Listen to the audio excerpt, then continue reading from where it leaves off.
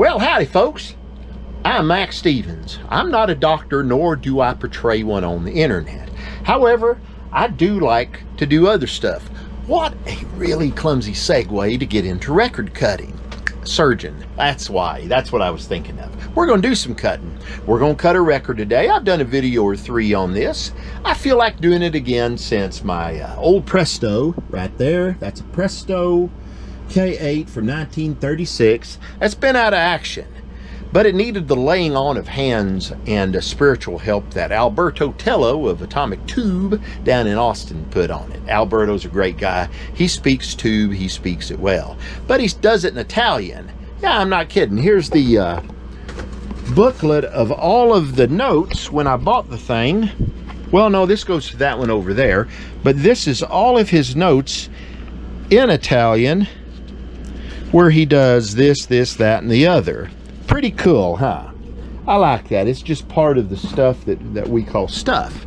So anyway, I've got to make some discs for a buddy of mine down in Argentina, Pablo Hadida. I'm an international dude. He owns King Studio, where I do a lot of not record cutting, a lot of recording every year that I go there. Well, he is a musician. Incredible. He plays the lap steel guitar, dobro, pedal steel guitar, other instruments too, but he's a steel guitar wizard. So anyway, he does Hawaiian music as well. And right there on my computer thingy, I've got side A of a 78 RPM extended play. I'm going to cut 4 of his songs. Then we're going to design the labels, slap the labels on, yada yada yada, fame and fortune. I've got the Presto all warmed up. It's ready. I've got the levels set. I go from Audacity when I get the files from him, and then it goes around through this thing, which is a speaker, through that, which goes through this thing. I had to buy the adapter recently off eBay since my other one broke. And then it goes all the way through wires into that recording head that has some new old stock needles, and then it goes on to this piece of PVC. And the PVC only costs me about $2.75 or so when I can find it. So I'm going to stick my camera up there, and we're going to get higher than the proverbial Georgia pine, or higher than a kite. I prefer the Georgia pine because those things can grow at high altitude. You get your roncinol. There's other ways of doing this, but this is the way I like to do it. And I've been doing a whole lot of experimenting on this stuff recently. So, little roncinol, and you buff it in, buff it in, buff it in, and make sure there's no old threads on it from the cutting surface of the previous record that we did. Ah, there's the beautiful tinge. You smell slightly petroleum. Reminds me of the old pipe my daddy would smoke, full of that El Stinko tobacco that he'd stuff into it. It wasn't Prince Albert, it was some cherry flavored stuff that would just about drive a maggot off of a gut wagon. Oh, it was strong. Don't go sniffing this stuff, folks. It can't be good for you. So anyway, I've got that rubbed in there pretty good. And you see here, I'm putting that. There's a little doohickey that pops up. There's your center post. Then there's a little set, and it's got 2 holes drilled in it. And now I'm going to turn the machine on and on, because it'll run all day without the power being on. That just does the motor. And this thing holds a really true 78 RPM speed. Buff a little more of that in. Has a capstan there that runs, well, it runs along this belt that just slips on there. Isn't that nice? Isn't that neat? I hope that is, yeah, it's picking up good. I think you'll be able to see what we're doing. Get a little light on the subject. And anyway, this is my chip chaser. This sits here on the surface of the record, and it helps corral the thread, because this is going to kick up a big old white thread. Yeah. If you need a big old white wig, or you're into stuff like that, I can get you all the hair you want. It's PVC. And that's just a little small weight clamp. It makes me feel better about everything.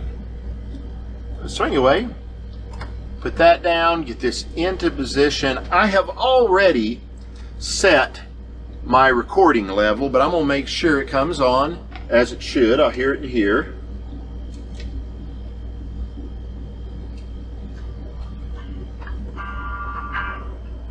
Oh, that's a nice low. Well, I used to record it too hot a volume. When I recorded it too hot a volume, it made the needle jump. Like some great jumping thing. Sometimes my ability for hyperbole fails. But anyway, and this is just a little makeup brush my wife has that I liberated from her part of the bathroom. She doesn't realize it yet. It's all for a good cause. So I've returned my source to 0.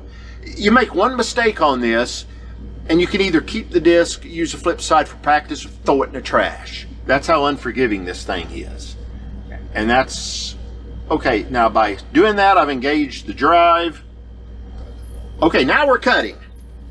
I wait about 3 seconds, and now Pablo Hadida and his steel guitar are right now making their beautiful heavenly noise that I like so well. And you can see how the hair is wrapping around. That's another reason I put that black clamp on. The hair wraps under it and around it. The whole point is to keep it from looping back around and getting under that steel needle. And it's just a steel needle, which outperforms pretty much anything else I have been using. But I have had good results with some tungsten needle before. And then for a while, my machine didn't like the tungsten needle. I don't know. Mark Lee Allen, that old prevaricator, is supposed to send me one of those really good, expensive, European-made, because they're so classy there, needles for a proper PVC cutting machine. If it is good, then I will plop down the 250 euros or so and get my own. But he's nice enough that he's going to let me practice with it, see if it's what I need. If it is, great. If not, I'm going to send it back to him. I'm sending it back to him anyway. So, we're just going to let that cut. We've got, 4.5 minutes or so, más o menos. Yeah, 4 minutes to go. Of course, when I'm all done, I will play it back on this caliphone that many of you love, and some of you record snobs out there say, "Oh, I could never play my record on something as brutal as that." Well, this is how the old records were meant to be played. This is what people used back then. If you want to play catch up and get some modern machine with ultralight tone arm that doesn't track at the weight you're supposed to be tracking these at, do your thing. I do mine. Now, if you're playing modern day LPs, which I don't, you're going to have a machine like what you have. And I'm not criticizing you. It's your thing. Do what you want to do. But the thing is, I play old 78s. I play old 45s. It's a rarity for me to play a modern day record. For that, I got my wife's DJ set up in the house. Then I can play what I want. Or I sit back and let her fine self play whatever she wants, and I listen. And I prefer that way, actually. But anyway, this one plays the records. If you could put a rough condition Johnny Cash Sun 78 on that nobody else would want, you know, I'd find one for $1. I walk the line, and it looks kind of nasty. Clean it up real good, put it on there, it sounds fine. You can't do that on a modern turntable where it sounds that good. Because that record, at this point in its rapidly diminishing life, and it's over 60 years old, don't forget, 65 years old this year. All it is for sonic edification, or just because it sounds good. And that's why I play that sort of stuff. Okay. Second song coming up. Notice I'm not putting in the groove in between. You know, where the needle jumps over suddenly to the next. I haven't figured out how to do that. I have figured out how to do the lead out grooves. That's cool. We'll show you that in a bit. Now, the thing is, when you hold the record when it's finished up and look, you can see exactly where the first song ended and that little 3 or 4 second space till the next song starts. It looks different because it doesn't have squiggly grooves. It just has straight grooves, and you can tell by looking. So, there. But when this is over, just as of about 5 or 6 days ago, I figured out how to put on the lead out grooves. That's a hell of a good thing. See, I thought it was just going to be 4 minutes of nothing going on, me sitting here going, wish I'd brought a magazine. But no, that's not the case. And I know my room's a freaking mess right now. It is. I ain't worrying about that. Not for now. You know, that's just how it is. But anyway, I got my chemicals. I got my 3-in-1 oil, which is good for the machine in different ways. And I sometimes coat a record with it to try it. That cleans up anything along with this. Anything. There's my static matte and top cleaner, which is really great for PVC, softens it up, and same with the turtle wax. But then, of course, star of the show is Senor Ronsonol. That's just the good stuff. We're getting close to the end of the record. We're in the last 37 seconds, so I'm going to set this back where it was. Yeah, I think you can see that just fine. I'm going to wipe off my lens. Hold on. Brother producer's always telling me to wipe my lens off. I thought it was just code talk. No, he meant for me to wipe off the damn lens. Okay, I was about to get this out and do some, well, I think it's tracking really well. So we're getting to the end. When this stops, I count to 3 or 4. I move this at the same time I disengage the warp drive. 1, 2, 3.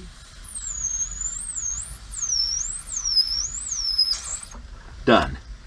What I did, I disengaged the drive that makes the needle go this way. When I disengage it, it will want to stop where it is, which I don't want. So at the same nanosecond, before it goes around a full revolution, I quickly have to start moving it slowly by hand while finishing disengaging the drive.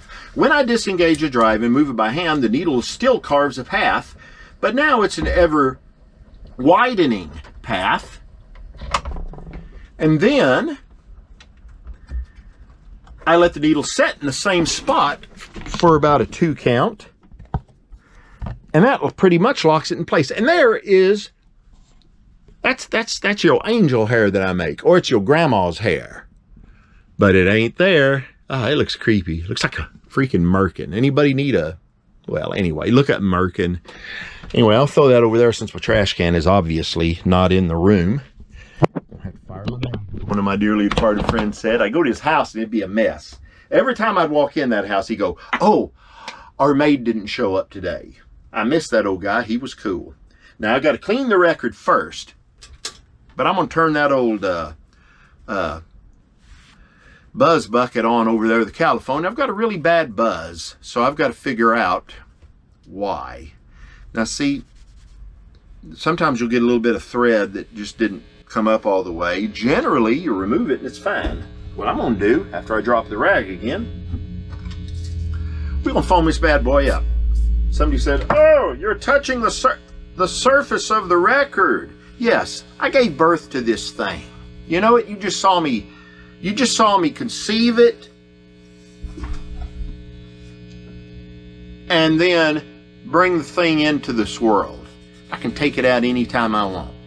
Now, the thing is, I'm cleaning it now because sometimes you'll get little microscopic bits of PVC that will embed itself into the record. Then when you go to play it, you'll get a jump. And that could actually force the little bit deeper into the surface that you just cut, and it won't come out, and then you've got something permanent. Yada, yada, yada. Thermodynamic laws, etc. So anyway, I'm going to go ahead and mark it with my little scriber. And the hum you're hearing is just my player right now. It's just doing that. I don't care. I'll get it serviced yet again soon. Here's Pablo Hadida, this band Uku.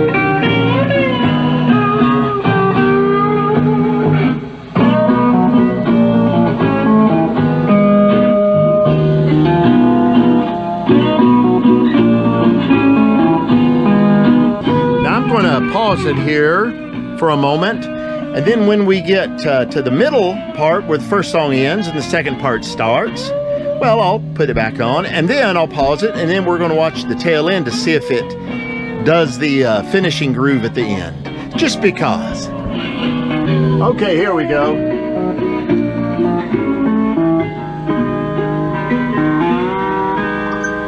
Now that's going in. That's it. Goes right to the next song. Isn't that great?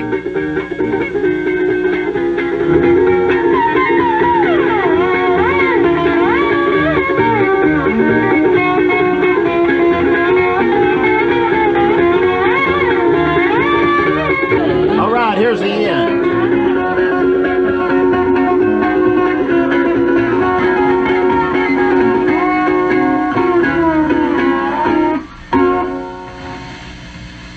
Let's see if it does it. Come on. Yeah, there it goes. Look at that thing go. It went.